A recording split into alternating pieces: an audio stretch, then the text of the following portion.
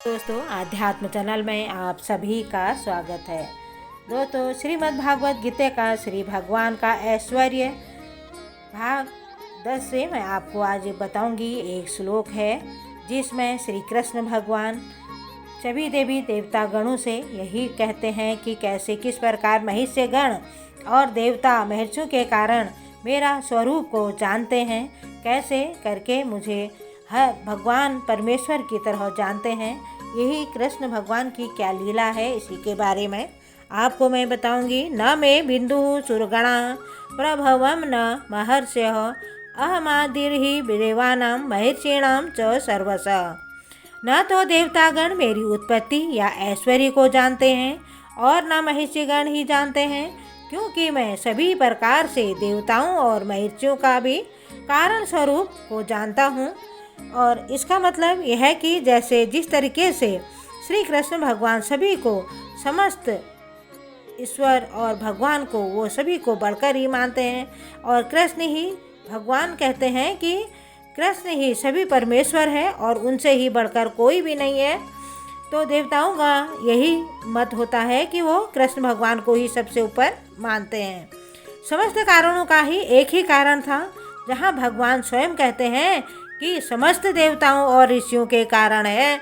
देवता और महर्षि तक कृष्ण को नहीं समझ पाते थे, तब उनके नाम या उनके व्यक्तित्व को नहीं समझ पाते, तो शूद्र लोग तो कदापि उन्हें विद्वानों के विषय में क्या कहा जा सकता था।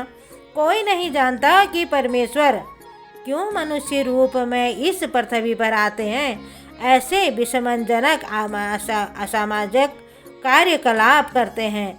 तब तो वह समझ न लेना चाहिए कि कृष्ण को जानने के लिए विधता आवश्यक नहीं है।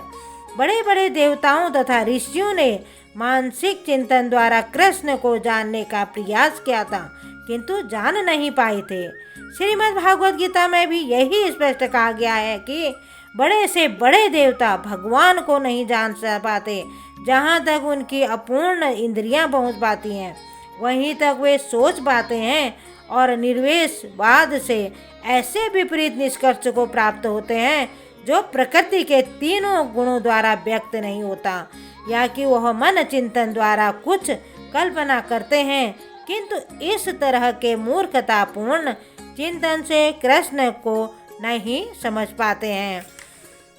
और इसके बाद जब वो भगवान अत्यंत अपने अप्रत्यक्ष रूप में यह कहते हैं कि जो कोई भी परम सत्य को जानता चाहता है, तो वे लोग भगवान के रूप में यहाँ हूँ, मैं परम भगवान हूँ।